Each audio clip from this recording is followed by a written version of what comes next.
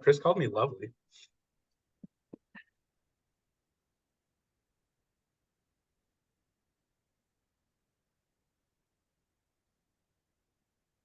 All right, we got Josh Granville on already. Boot him. He raised his hand already. He's ready for change.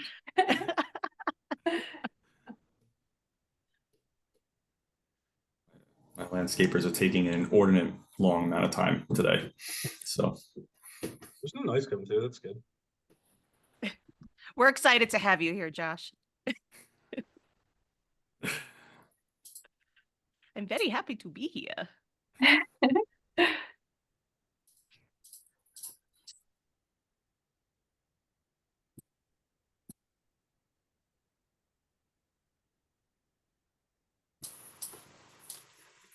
Oh, and there they go. Perfect. Quiet. Just in time. That's some good landscaping in and out. They knew. All right, the chat is enabled now, so we are moving along.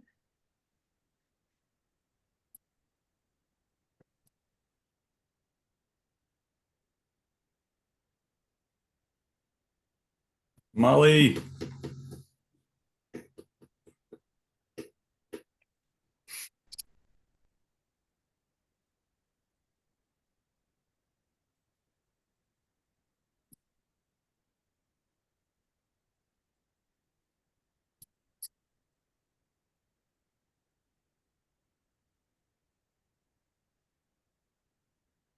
People trickling in, give them a couple minutes and then we will get started. I feel like I should have played my change playlist that I have. It's all songs that have the word change in it. Oh, Is that an actual thing? I love that. Yeah. That is awesome. You'll have to share it with us. Next time I'll share the link. Maybe as a follow-up action item to this webinar. There we go. Part of our recommendations. Yeah. And the playlist. You need to brainwash everybody with change-centric music. Mm-hmm. That's the real secret sauce. Yeah. That's how to thrive. Just brainwash. Just play change music.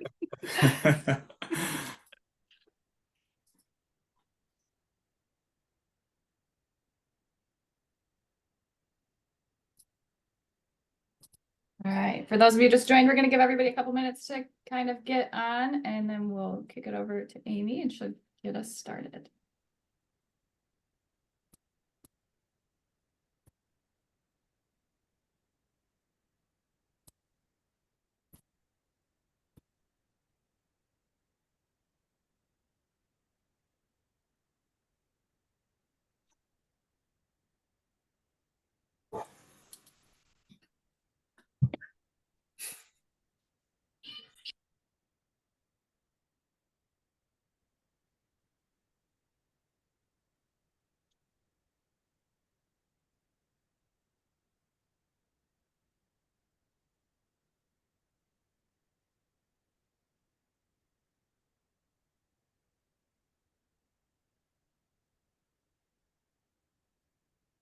Maybe if you want to give everybody like 1 or 2 more minutes and then go ahead and kick it off. Okay. Questions can be thrown into the Q&A or chat, whatever you prefer. I will be monitoring both throughout and kind of fielding them as necessary. We'll also have a Q&A at the end of the webinar. Yeah. Thanks, Katie. I say we just get started. Let's get this change show on the road. Well, welcome. Yeah, welcome everyone. And thank you so much for joining us today for this really, I'm really stoked about this webinar / what I'm calling a fireside chat here, all about how you can thrive through organizational change. For those of you maybe who I'm meeting for the first time, who am I? I am Amy Akowski. I am the founder and chief evolution officer of Painted Porch Strategies. We are a change readiness organization helping to empower teams and leaders to lead, lean in, adopt, and be successful through change. But really, the 2 stars of the show today, these gentlemen that you see here. I am so happy to have as part of this conversation, Sean Beatty, the Vice President, PMO and Middle Office Consulting for Newberry Partners, and the very Renaissance, like Rembrandt looking at the moment, Joe Calzone, our Vice President of Front Office Consulting for Newberry Partners. Gentlemen, welcome. Thanks for being here. Thank you so much. Amy. Excited to be here. Yeah. And as Katie said, we're trying to keep this pretty casual. It's really going to be a conversation, a reflection of some experiences that we've seen over the years when it comes to change, both the great and maybe the not so great that we've seen. But also we encourage you as you're listening to post your questions, post your comments in the chat or the Q&A, whichever you feel, and we'll make sure to include those in our conversation as well, especially if you have a burning question based on a change maybe that you're in the throes of at the moment, starting to get ready for, or maybe you're having a little PTSD from one that you just recently got over. So really today, again, all talking about this idea of how to thrive through organizational change. And the first question that we wanted to ask all of you, and you could post it in the chat, is how many of you are or maybe will be pursuing some sort of change in your organization, let's say in the next, near term, next 6 months or so? How many of you might be going through some sort of change, or are you in the midst of one right now? And we'll give you a moment to post. Always changing or you're dying. Yes, Joel, 100%. So I think that's a Tony Robbins fan right there. My kind of guy. But yes, and actually, it's very true. In this day and age, change is something that happens pretty continuously. In fact, even as an organization, as we're growing, we have to constantly be looking for opportunities to optimize and improve what we're doing, that canny, constant and never-ending improvement that we want to embark on, so that way we can stay competitive, we can stay relevant, we can stay in front of the market and what our clients demand and need of us, right? Yeah, and I would also say that the type of change, Amy, right now in the staffing industry, right, the economics are a little challenging for a lot of folks. The type of change is shifting, right? So big IT technology investments are slowing, and the investments are going more towards optimization and organizational change readiness. So we see a shift here at Newberry at those types of engagements now, where we're actually looking at what we have and trying to maximize that versus implementing brand new, big, shiny tech. Yeah, 100%. Because, and I think it's a beautiful opportunity at this point to be able to do that too, while still going 100 miles an hour, pumping the brakes a little bit every once in a while, just to stop and pause and reflect and say, what can we do with what we currently have? How can we optimize and leverage what's already in our catalog, if you will, or in our stack to help make us more, to help improve and make us more optimal in how we're executing. Joe, I think were you gonna say something? Yeah, so just the analogy that I like to use is we're seeing a shift in the market, especially considering the economic variables right now, with kind of the move from major infrastructure projects to kind of that refinement and optimization with the tools on hand, as you mentioned. And the analogy that I really like to use, just to hit it home, is large infrastructure projects. Let's go lay new highways, right? We're going to go create roads where they are not. We're going to go create, generate massive efficiencies. There's a shift towards more of that refinement work, which I would equate to, well, there's some potholes in the road. We need to go optimize that particular route that already exists, fill in those potholes, and make transit smoother for everyone. So silly analogy, but I think it really resonates, particularly at this point in time. Yeah, absolutely. And when it comes to change, it's happening more and more rapidly. I pulled this from an Accenture report from last year, and it was pretty surprising that just since 2019, the rate of growth has increased. The rate of change has increased 183%. That's a big number. That's a lot of change and a big amount of change that's happening. And along with that, there's C-suite leaders that are expecting it's even going to go even higher. It's going to go even faster. 88% of C-suite leaders think, yep, you know what? It's increased by 33% just last year. We think it's going to go even faster now as we continue to move forward and new technology comes in, but also shifts in the market, and what they want and what they're looking for continues to evolve as well, because we're all trying to adapt in some way to the demands that we're seeing. But on the flip side, if we think about this, we're changing really fast, but statistically, we're not so great with the change that we're doing. Now, I know there's debates back and forth about these numbers, but I will say that I think the bottom line, the root message, the root thing that I want you to walk away with today is that less than 30% of change initiatives are wholly successful. And what we mean by that is that they are on time, on budget, they meet all the expectations. This is not a failure rate. This is just, it didn't go as well as we thought it would. So only about 30% of those tend to go as expected, as planned, as prepared for. The other 70% have some bumps, some obstacles, some barriers, some hurdles. And of that, I think there's about 20% that they just say, well, we tried, but never mind. And so it's a pretty startling number, but at the same time, that means there's opportunity. There's things that you can start to think about and do differently so that you're not a statistic on the 70% side, but you place yourself in a better position to be more on that 30% side of change growth. And when it comes to change, again, that stat that, that 30%, about 30% are successful, a lot of it comes down to this idea of readiness and preparedness. And what are you doing to ensure that you have the right people, the right processes, the right systems in place so that way when you do embark on this change, big, small, or somewhere in the middle, you are able to effectively move it forward, leaning on those resources that you have available to you today versus maybe having to lean in and, strip it out and put something wholly new in, like building a new road versus filling the potholes. And this was a great stat that I saw that 42% of leaders say that skill shortage is really one of the biggest things that are holding them back in their ability to respond to change, while 94% are pursuing some sort of change in their organization, whether it's a small, a big, an in-between. Only about 52% of leaders felt that their teams and their organization were ready for change, and that they only felt about 26% of them said, yes, I'm confident that we can effectively execute on the change that we need to see, or that the market's demanding, or that we want to pursue as part of our strategic plan.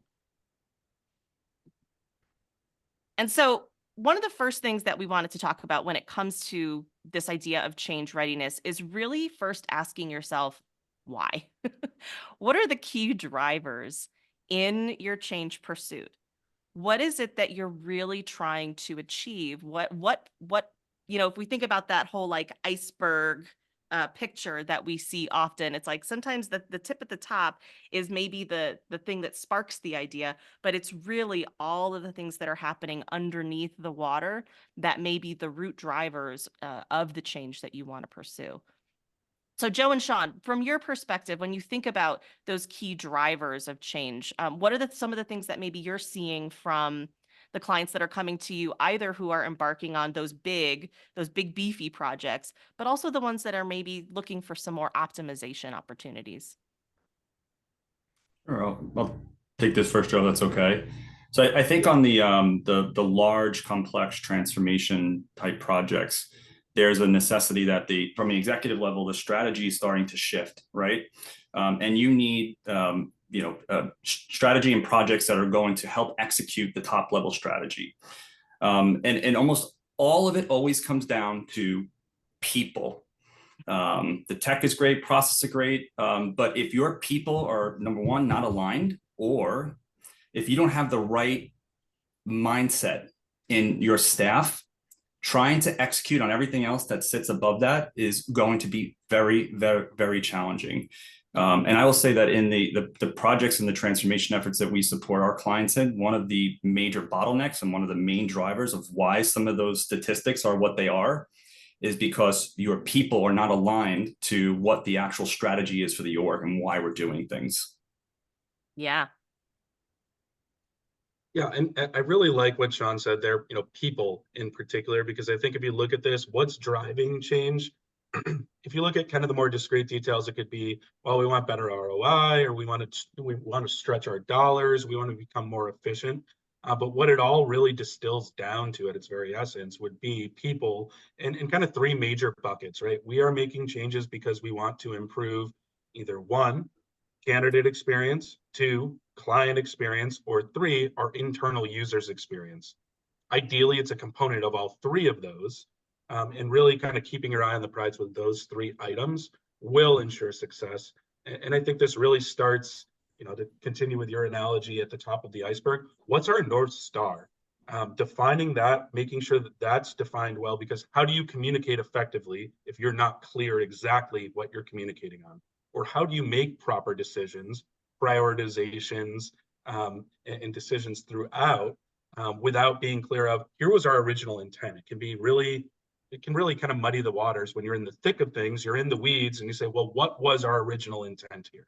And it really does boil down to those three items. Yeah, why did we decide to do it to begin with? Why are we even here? I think it's a really big factor. And I love that both of you are speaking my love language about people. So we're going to talk more about people in a little bit here. But yes, that is one of the key foundations. But I think first and foremost is understanding what is it that we're trying to pursue and why. All right, that's a really big one. And so with all of that, really why we're here today is to hopefully answer a few questions, maybe give you a few ahas or nuggets to ponder on, maybe a little bit of curiosity of what you maybe could start to do or stop doing when it comes to how you're pursuing change. But really, all in all, what we're here to do is just say, what can you do to create and execute a successful organizational change? And Sean and Joe touched on it already, but there's really what we believe are 4 factors to become change ready. Don't consider this like like the Maslow's hierarchy of needs or anything. This is just the graphic that I found that was a good representation of it. This is not necessarily like meant to represent a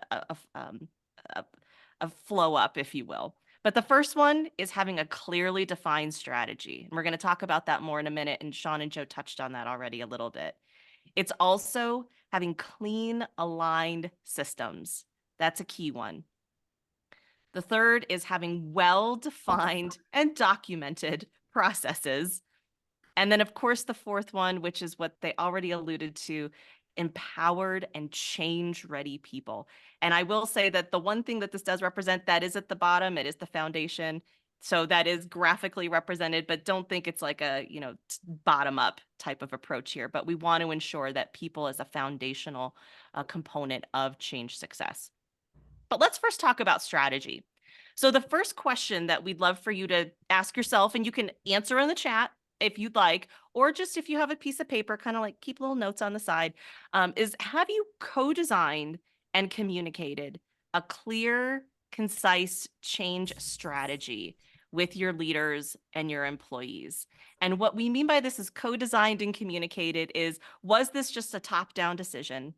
Or was this something where before this new strategy was devised, there was some conversation, there was some discovery, some feedback that was elicited from the organization, from the people who are in the weeds doing the work every day, what they're seeing and maybe what they're also not seeing, so that way it can help inform where you need to go next.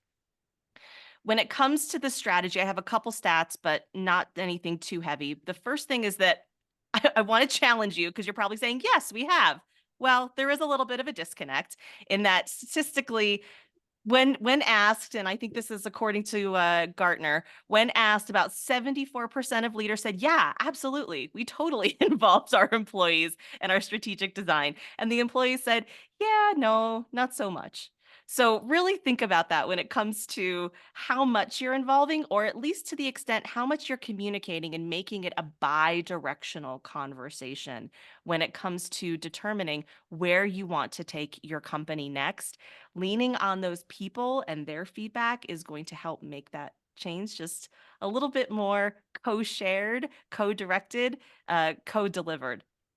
And along with that, another key thing when it comes to communication and why it's really important is that if it's not effectively communicated, if the strategy is not effectively communicated, that North Star, as Joe talked about a minute ago, that there can be a risk where about 70% of employees can be misdirected. They're not going down the intended path that you thought or that you felt that you communicated as far as the strategy. We want to, we want to get from, 100 million to 250 million. And here's the way that we're going to do it. Here's our key imperatives to help us get there. And they hear something completely different, or they think, oh, well, this is how we're going to get there, as opposed to being very clear with the path, the route that you're going to go down. So, Sean and Joe, when we think about this idea of strategy, let's first think about maybe some of the ways, some of the experiences that you've seen where this hasn't gone so well, or this hasn't been as clearly communicated, and what you saw as a result of that. Sure. So there's a few on here that resonate with me. The first one is competing priorities. This goes back down to people, right? Especially in staffing, right? We're not always operating on very robust margins. So we're tending to operate a bit lean. So we don't have a lot of people who are readily available to take on the demands of transformation and what that means for an organization. So when you have a aspirational strategy for an organization, you generally have multiple priorities that are operating at the same time. So I think for an organization is, number one, what is the number one priority for the organization? If nothing else happens, what should we be focused and executing on? It's actually something here at Newberry that we have a discipline in and do every single quarter to make sure we're focused on the right things. And then the other thing I'll talk about is the success measures. Yeah, I come from a top 4 staffing company where I supported value realization efforts. So we had a lot of rigor and maturity around how we approach pre-evaluation and post-evaluation metrics. And I think what I find here in the last 3 years is that a lot of times when we're getting into projects with new customers and clients and agencies, it's more qualitative in nature. For example, we'd love to be consolidated into one system, right? We want to improve our operational efficiency. And those are great outcomes, but I think coming up with what the quantitative measures are that are going to support those outcomes is so important to make sure that as you make decisions on change as an organization, right? I know what my baseline is, and exiting my change, did we think about this in the right way? And was our strategy correct, that the outputs we're getting are correct? So things like KPIs, right?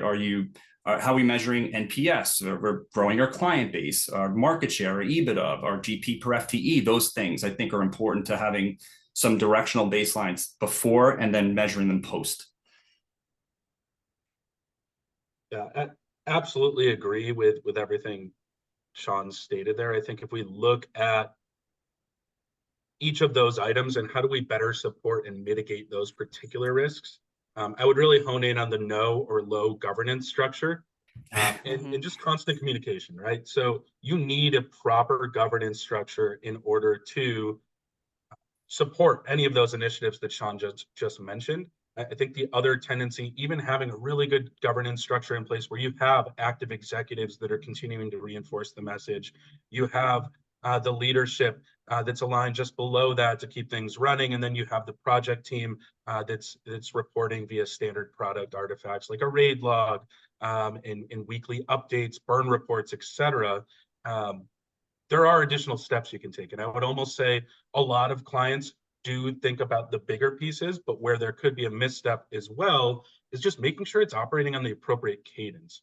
As a for instance, Sean mentioned gathering KPIs. Awesome. That absolutely makes sense. You need to know where you're coming from, where you're going to measure the success there. In the interim period, though, when you're in the implementation and those KPIs aren't being gathered quite yet, how do you measure success there? And what I've seen a lot of really successful organizations do is send out an NPS survey periodically throughout the project. Engage. How are your users feeling? How are the boots on the ground feeling about this change? Where are there potential areas for improved communication, and highlighting exciting areas, benefits of the change, and reinforcing that message, that North Star, just to remind people that's our goal. This is what we should be focusing on. If there are competing priorities, that's where our effort needs to be directed.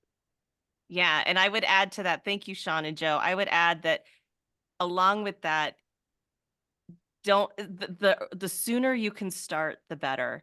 I would say when it comes to communication, I have historically seen where it's like, okay, we're about 10 weeks out from our go live. We now need to start doing our change stuff.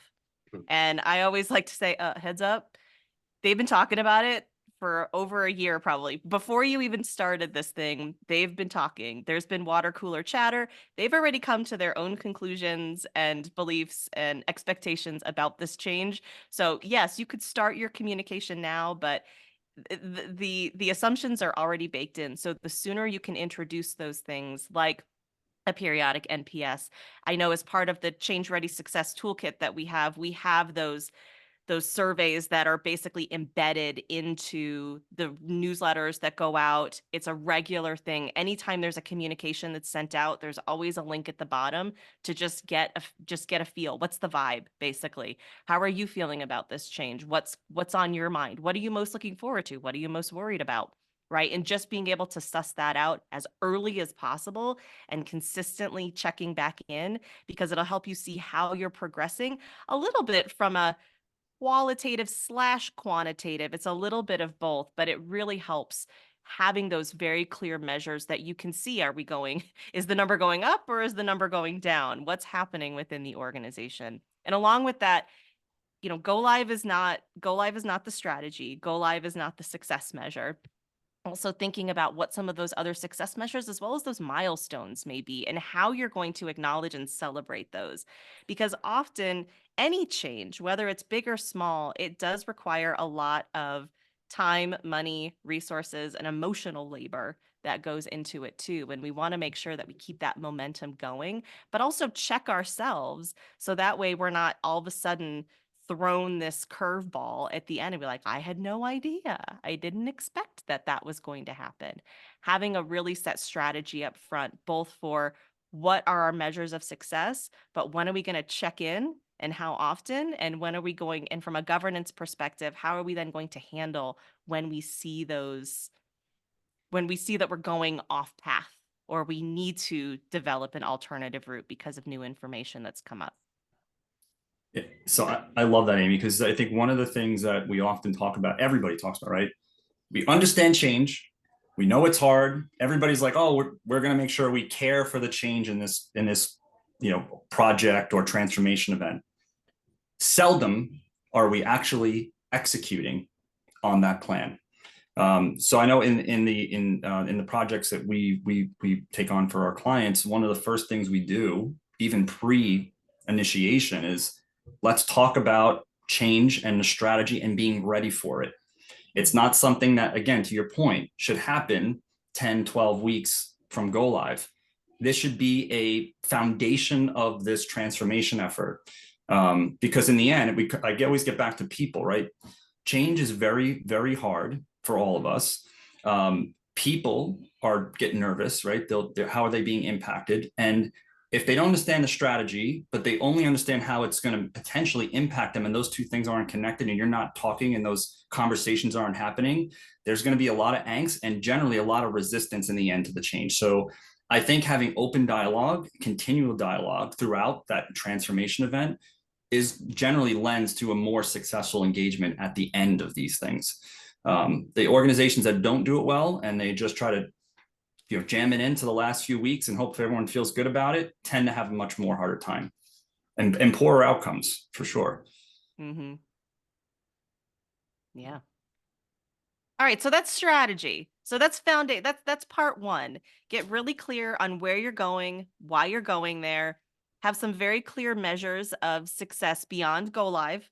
And regularly engage with your leaders and your teams early and often to ensure that you are moving along the right path and you're not completely missing a stop along the way, and also celebrating the progress as it happens, not just making the big bang go live the one time that you acknowledge progress along the project.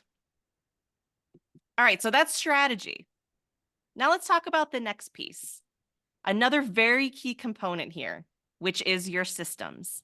And so the next question we'd like you to ask yourself as you reflect in this webinar is, have you completed an audit of your current systems?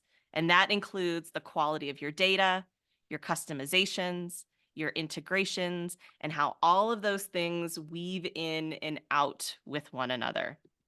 So Joe and Sean, I know that this is a very passionate piece for you. I think Joe especially, when we think about those systems and doing that audit on your systems, let's talk a little bit about when you've seen it go well and maybe not so well.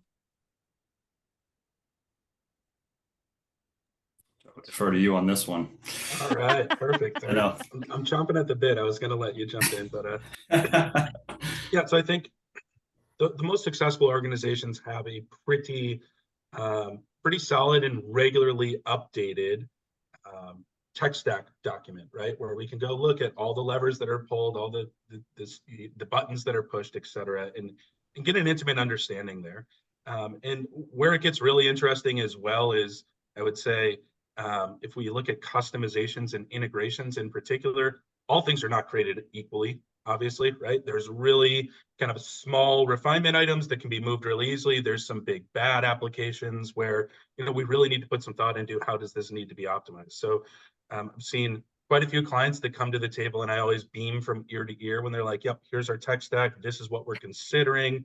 And it makes everything so much easier because, frankly, it almost turns into a game of whack-a-mole. If it's like, oh, yeah, we do have that system, totally forgot about that. Or, oh, we have this integration, that's really important. It becomes really a factor in many different ways. One, the change management aspect, of course, understanding, well, this was your life. Now it's going to be slightly different because we're going to go optimize this customization, for instance. But two, just we hit on costly customization work, change orders, change requests, et cetera. That adds up so quickly. And there's just inherent frustrations with that. Oh, another surprise. Oh, I have to go back to the well and request budget approval again. So the best clients do kind of have that tech stack already defined. They've put a little bit of thought into what are the must-haves. The other element that I would point out here that we don't necessarily directly call out, but is certainly inherent in all of this is a lift and shift even appropriate?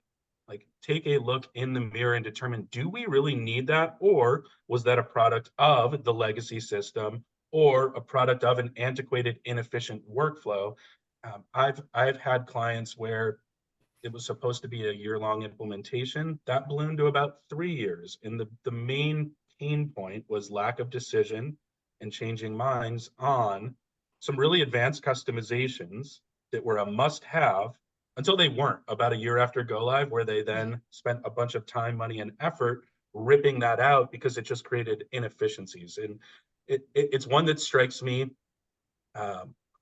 particularly because of a couple points we've already discussed where we finally got everything in there. Users were testing it. There were a couple people that were new to the organization, and they go, this system was a lot easier to use and be trained on when I worked at, company XYZ. Why is this so much harder? Why is all of this in here? Here's how we did it. It was all standard workflow and configuration, and that worked really well. It freed us up to go do our jobs. We didn't need to get bogged down with these advanced customizations. We weren't ignoring emails because the volume was just getting overwhelming. So it's a pretty particular point that sticks in my mind with that feedback of like, why didn't we keep it simple? And that's a fantastic question. And I think something we should challenge ourselves to think about each and every time as we're prioritizing this work. We're taking stock of what we have and where we're going. Yeah, I think, Joe, when we were doing prep work, I think you talked about the analogy of like moving into a new house. If you're moving into a new house, there are some boxes and some things that you don't really need to take with you, and you can leave those boxes there or donate them to Goodwill or whatnot. You don't have to pack up every single thing in your current house and bring it to the new house. It's really what makes sense based on what the new house provides. Sorry, I want to put a shameless plug for Joe here, right? So if you need front office consulting, he's your guy. If you need incredible analogies at any stage of your transformation, he is also your guy. I promise you it'll be worth your investment. I think my contribution to this discussion, coming from a third party or a vendor who are often coming into organizations to support their change. One of the things that we find can be a real struggle in delivering and executing on a project. the firms that go out and do a lot of this work pre-sales tend to have the more efficient implementation cycles and better outcomes. Where I've seen, large projects get into some trouble is when we are going through requirements and large components or large scope is being added in the midst of delivering in the execution cycle. And so I think being sensitive to my side and having to navigate those conversations and those challenges for our customers, if you are an agency and you're thinking about this, putting in and investing time up front is so important, because for on our side, as a vendor, we are never going to go through pre-sales and a sales cycle and know every single requirement just from a handful of discussions. It is not realistic. So do yourself a favor and do your vendors and your suppliers a favor, and invest that time up front so that you have a much clearer and accurate picture of what needs to be delivered in the implementation or delivery cycle. Yeah, absolutely agreed. I think that it's interesting how sometimes we think that can slow down. That's going to slow us down from pulling the trigger or getting live on or adopting this new change. But I think we could all agree that historically, collectively, we probably have like 60 years of experience with this. But I would say that we regularly see that, yes, but if you spend that little bit of time, that preparation before you start shopping around for technology, before you start partnering with an implementation partner, it will actually speed up the project so much more. I always tell clients, I'm like, if back in the day when I was a consultant and I was doing implementation, if a client came to me and said, here, we've thought about this, we've laid it out, and here's where we want to go, and here's all the things that here's our map, if you will, here's the route that we want to take to get there, any software technology and any implementation partner would be like, oh my gosh, thank you so much for this. This makes us be able to move a lot quicker, a lot more efficiently, because a lot of the decisions, the key decisions, have already been made. And now we're really just in refinement and confirmation and tweaking, as opposed to designing all of it in the moment, which can add up and can take up a lot of time in your project. I think we can talk about project timeline horror stories in a little bit here. Go ahead, Sean. No, listen, if your scope drastically changes from the time your plan is in place, you're going to have impacts on your timeline, and then of course your budget, right? They are direct implications across them. So I think it's time well spent for everybody involved. And think about it broader than what you believe it needs to be. I think so often when we think about technology, we think, oh, I'm going to implement a new ATS. Like, that's the thing I'm thinking about. So I'm going to focus on the ATS components. But really, the best way is to think about your entire organization and all of the systems that you have within your entire organization, because often there's those unknowns that don't pop up until later on. And then you're like, oh yeah, I forgot that that does integrate with this thing over here. Even though, at face value, it doesn't appear to have any tie to the ATS, to the tracking solution that we're using, our scheduling system. That's a great call out. And I think, most of what we've focused on here is time, budget, absolutely massive points there, and the resistance to go do that pre-planning because, well, that takes time. Well, it's always going to take more time when you have 4, 5 different people involved in it when you're mid-implementation, because it needs to be sanity checked against several different areas there. The other dividend or consideration here that I would point out is, clean data we highlight first and foremost there. Absolutely important, always has been, always will be. I would also, since it's 2024 and we haven't mentioned AI yet at all, right? Shame on us. That clean data just becomes even more important, right?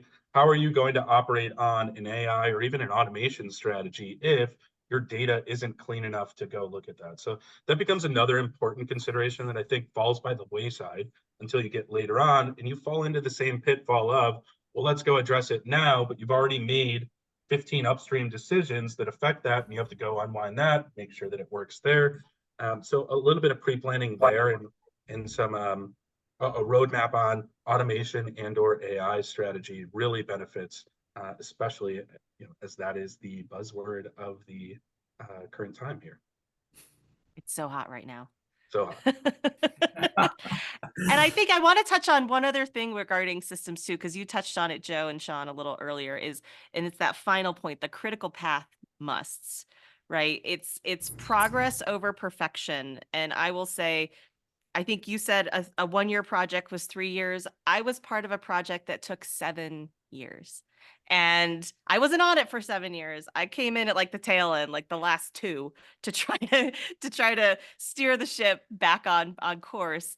And it was because a lot of it was trying to some extent lift and shift to completely recreate a system that they had today down to the little minutia items. And because of that, it was very difficult to make any type of meaningful progress with it because we were trying to cover every single possible scenario or every single possible feature or function. And that's when you go, okay, well, then why are you upgrading if you just want to do exactly the thing that you're doing today? Let's really focus on critical path. I know one project that I was on, the CEO was very clear. He's like, all I care about is can we accurately pay and bill? That's my goal. That is my phase 1 goal.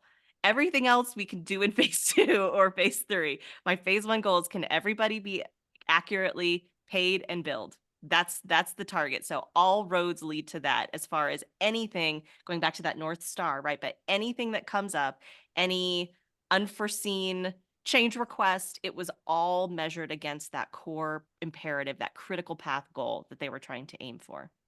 As someone who's in pay bill ops for 15 years, I highly agree with that statement. So.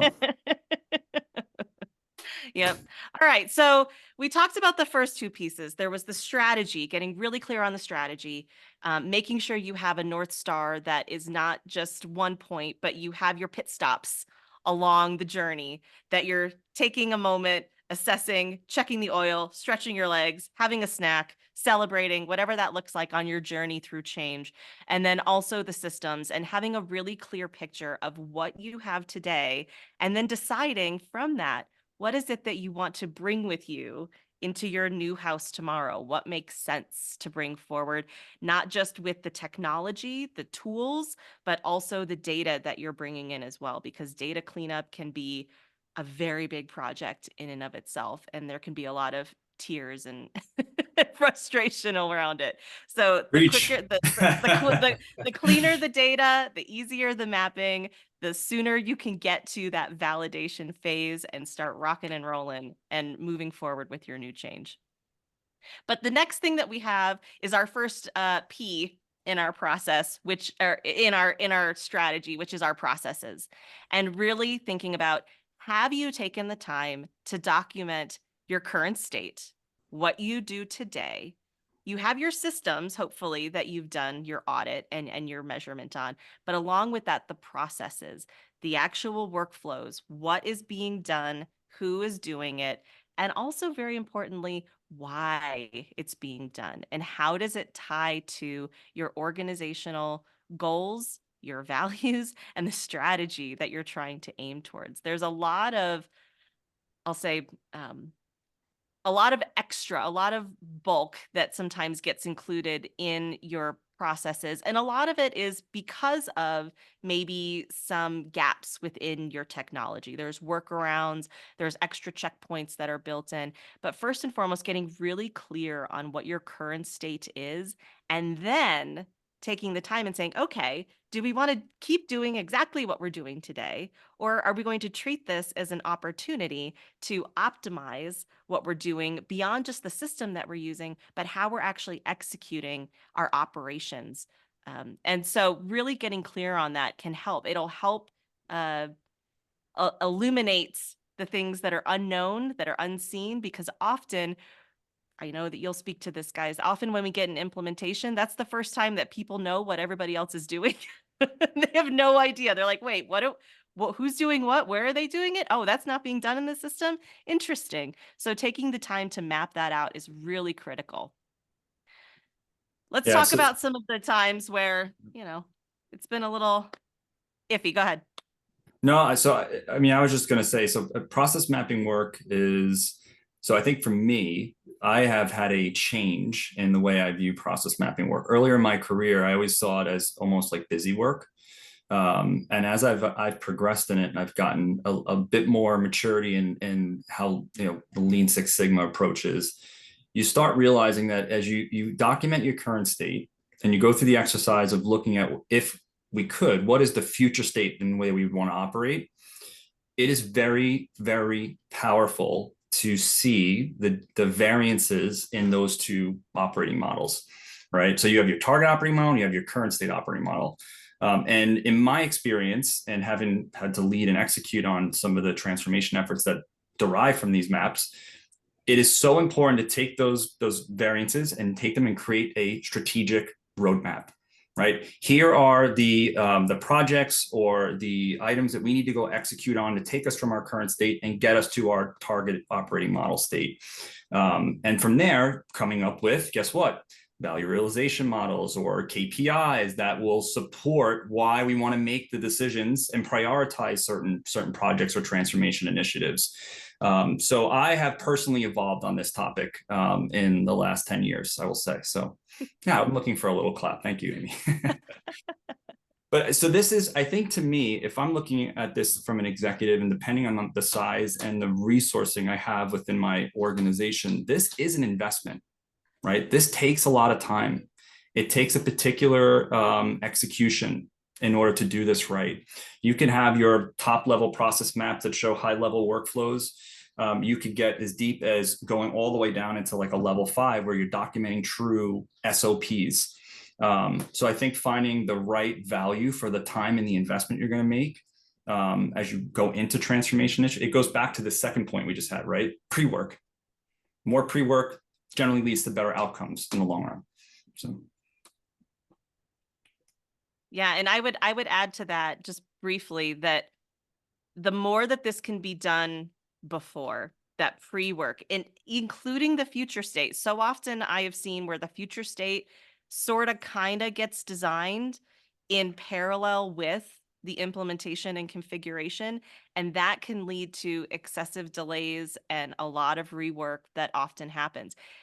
If you can do it beforehand, there's so many benefits to, number one, getting clarity on what you do today, getting really honest and really paring down what you really need. What is imperative for you to do tomorrow? What's the value stream here? What is the outcome that we're trying to achieve, as opposed to what's the 25 steps that we have to do in order to get there?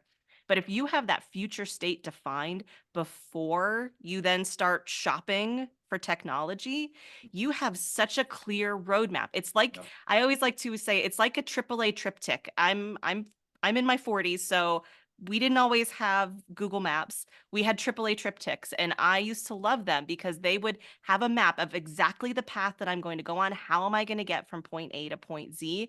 And it was very clear what I needed to be mindful of on that journey. And if you can have that defined up front, you have much clearer design for operationally what you're doing versus technically how you're achieving it. It's very important to separate those two. But you know, operationally where you're going. And also, you get a really clear idea of what you really need from a business requirements perspective. If you have a future state design and you have a set of requirements, and then you go, vendors, what can you do for me?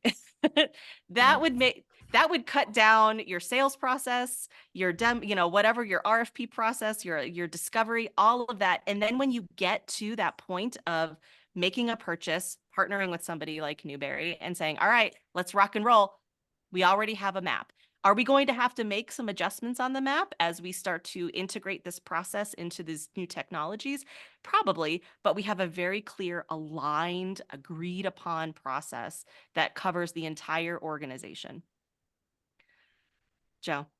Yeah, absolutely agree. And that it just sets a very, very solid foundation for best practices to really sing. And I think if we look at those best practices or those really effective strategies, even, it's going to allow someone to come in and say, great, here's the what. Let's talk about the why. Let's remove that lift and shift. That's not necessary at all. That's not going to drive value for you. We've seen this. We've read this book before. Let me tell you how it ends, right? It also, the department process silos, absolutely makes sense. Like, oh my gosh, you do that? Like, I had no idea. I've been here 10 years and had no clue. Um, Even down to like, well, that's outside of the system right now. Like, why do we have that in a spreadsheet? Is that a limitation on the legacy system? Did no one ever put a lens on it and say, oh, this could fit here really easily? And now it's much more actionable and reportable along with our other data there. Or that could be subject to automation, customization to go make life a little bit easier and remove keystrokes. Um, I, I laugh a little bit when I think about the out of system processes there. Um, we see it often, but the most striking example that always jumps to mind, and I think would have been pretty easily mitigated if there was some sort of process documentation. Way back when I implemented healthcare information systems, we went live. We said, "Great, everything's electronic now." And I had an absolutely irate doctor come up to me and go, "Why are my files in the electronic medical record?" I go, "Well, like let's see, let's dig into it." He had post-it notes on his wall and was curious why those couldn't be, digitalized. So as far as that goes, like, yeah, a little bit of pre-planning, a little bit of expectation setting on, hey, here's what we need to do. I think could have really assisted in that situation and reduced a lot of frustration and probably exposed some things where they're pretty easily mitigatable. Hey, here's what you need to do. This is your process. Do we understand?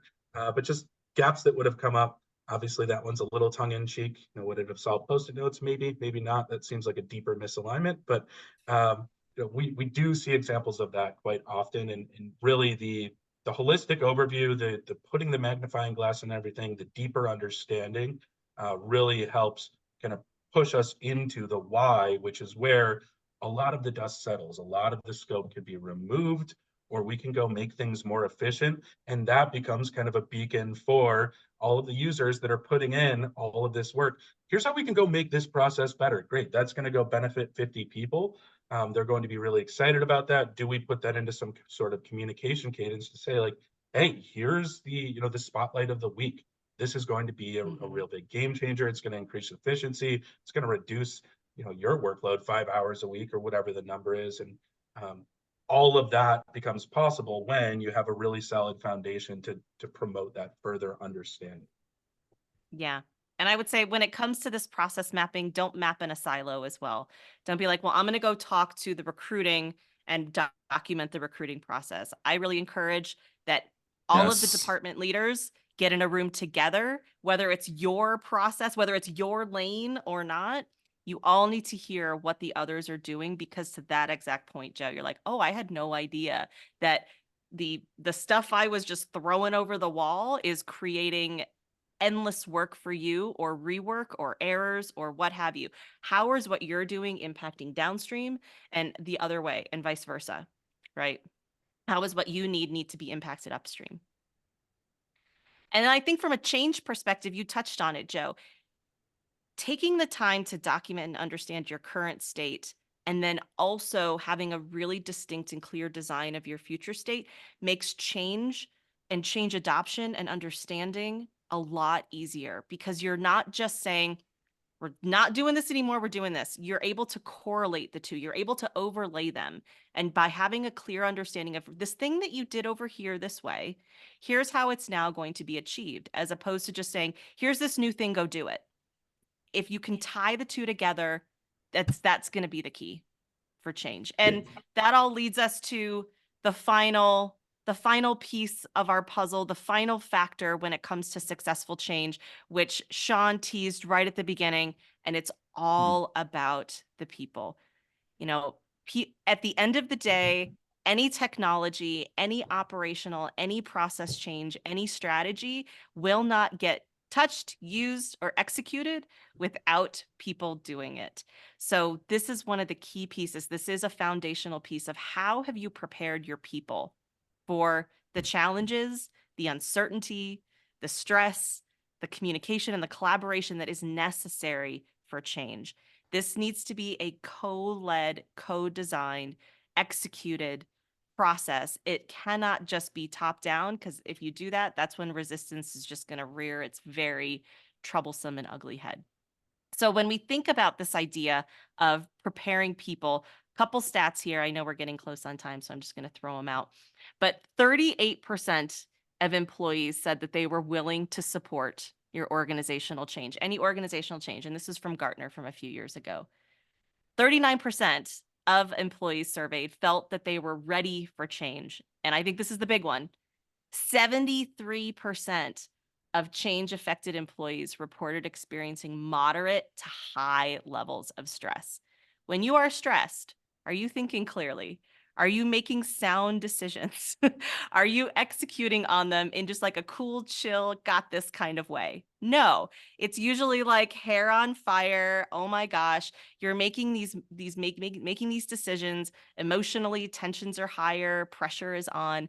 People are not showing up as their quote unquote best selves when they are under stress. And if we're designing something new, especially if we're investing a lot of money and a lot of time and a lot of resources into change, we want to ensure that people are giving us their best. So that way we get the best out of them and out of these changes that we're trying to execute. So let's talk about the people a little bit more, Joe and Sean. What are some of the things that you typically see? I mean, just kind of some of those statistics, right? I think, as I said when we kind of opened this up, one of the things that we see is one of the biggest challenges is around people. So I think on one of the slides earlier where you mentioned like top down, right? Executive, we love our executives, right? Trying to craft a strategy and figure out where to take the business. But in the end, you need to make sure you are getting the voice of all the people at the staff level who are on the ground, and having that essentially, it's more of a collaborative focused project versus someone that's just coming top down and feels like they're not a part of it, right? They're just out there having to deliver what they're being forced to deliver, but they don't have a voice in it. So in all the questions that have been leading up to this, I think if you're a high performing organization, your leaders are working with people from all levels of the organization to include them on a lot of this stuff that we've been talking about, so that when it's times to go out and work on the delivery side, they feel ownership and responsibility and they are empowered to go out and achieve the outcomes that as a collective they have come up with. And again, all this starts and it ends with people. And I think there's also this human side of it. And I work in pretty large projects, and there are often times where I want to go across the screen and give our clients, folks who are in the day-to-day and in the struggle, and I see the stress and the frustration, I just want to give them a hug because I know how hard it is. We've all been there. So I think for the executives and for the people on the team, and when you see that, you want to be supportive and make sure that everybody's feeling good and working them through what it will be challenging aspects of a project. If you tell me you haven't had a project that hasn't had challenges, I would say I'll show you the Loch Ness Monster. It doesn't exist. So that's my best Joe impression. I like it. I'm honored. I'll try and keep it short. I know we're running short on time here, but I think 2 points that really resonate or really promote some thinking from either the bidirectional communication and the continual feedback. Right. I think there's a tendency to communicate the strategy. You've done all the right things, right? You've hit on all the other points that we hit on. You say, hey, here's the strategy, and then kind of pull back and say, job done. Like it needs to be constant. It needs to be checking in. And the other part of this as well is making sure that you have the right team involved as well. So we hit on executives, of course, you need engagement there. Leadership, really important. Anyone who's kind of a production user, shared services, et cetera, that is in the day-to-day that can really say, yes, this will work for us, or no, like we haven't thought about these other 32 things that are going on here. We need to shore that up. But having the right balance there, and balance kind of looks like 2 things: the right people, what brains are involved. Also, just the human element, right? We're talking about people here. You are going to have people that are super resistant because they have been on this system for 15 years. They know it cold. They know exactly that it's F10, F12, F1. I'm good. I'm on the screen I want to be, right? Helping them understand like this isn't change just for the sake of change. Again, here's our goals. How does this translate for you explicitly, right? Well, your job is this for your role. Here's a couple benefits, right? It'll make your life really easy. respective to what you were doing before, like, okay, well, now they're inched along a little bit. So I think there's a tendency to shy away from including certain people that are really, really powerful brains, but oh, we know they'll be a detractor. Let's not include them. What if we embrace them and said, let's make you a promoter, right? And even if you can bring them halfway, if people are like, well, Joe was so negative on it, but now he's kind of like, hey, there could be some good stuff here. It's a big psychological boon for everyone involved in the project and helps move things along. As far as that bi-directional communication goes, I think really just periodic announcements. Here's where we're tracking. This is what we're working on, keeping people up to date that might not be involved in the day-to-day, and then supplementing that with, I've seen a lot of clients do kind of the weekly spotlight, and it can be user submitted. I was digging through, I was doing UAT. Here's this really cool feature. I'll give you a 30-second anecdote, and then I promise I'll shut up. One of my favorite things when I was implementing clients is, within Bullhorn, there's the pulse cards, the emails, tracks. It gives you really good actionable data. I would always kind of start off with, particularly a C-level exec, like I know that they're going to hammer out time in their schedule just to go take care of those pesky emails. So, hey, Sean, when do you check your emails? Do you block out some admin time to do that? Yeah, Tuesdays and Thursdays at 10. I would then open up our CRM and go to the best time to contact card for Pulse. I'd be like, oh, that's interesting. It tells me to go contact you at 10 a.m. on Tuesdays and Thursdays. That's the best time to get a response from you via email. So minor thing overall in terms of, the example there, but if we can demonstrate that to users throughout, keep that constant communication going, generate some excitement, and kind of go through the valleys to get to the peaks, that's a very, very effective strategy. Yeah. Yeah. Thanks, Joe. I always like to say, just as a reminder, people don't resist change, they resist being changed. And it's a really key thing to keep in mind when you think about change and resistors, and embracing them and bringing them into your change network, as opposed to only focusing on your super cheerleaders and your SMEs of SMEs. So thank you. As you can see, we're very passionate about all of this. We could talk about this for probably another 3 hours, which, stay tuned, we will be, but not right now. So just a really quick touch on, when we think about a dedicated, well-structured change readiness program, it can actually drive really successful outcomes within your organization. It can improve sponsorship by 45%. It can increase engagement by 42%. It can improve your communications by 34%. And it has 135% positive return on investment. The time and money and resource that you spend on change readiness can have a huge impact in the long run. So again, just as a reminder, our 4 factors: strategy, systems, processes, and people as our foundation. We will, as I said, this was very passionate. We're already a minute over, but we are also going to be having deep dives on each of these 4 factors coming up in the near future. So stay tuned for that. We're going to unpack even more how you can design a really clear strategy in North Star, how you can do your tech and system audits, your process design, and then preparing your people. But this was really our teaser of really how you can thrive through organizational change by focusing on these 4 factors, and they will help put you on a journey towards greater change success had you not done them or just done it halfway. So Sean, Joe, Katie, thank you. If you have any questions or you want to start to begin to put these factors in play and would like a little bit of guidance and assistance with that, or just have a couple questions for us, please don't hesitate to reach out to any of us here. Our contact information is on the screen, and we look forward to talking to you and helping support and encourage you more on your journeys through organizational change, big, small, or somewhere in the middle. Thanks, guys. All right. Thanks, Thanks, Amy. everybody. Thanks, everybody. Have a great day.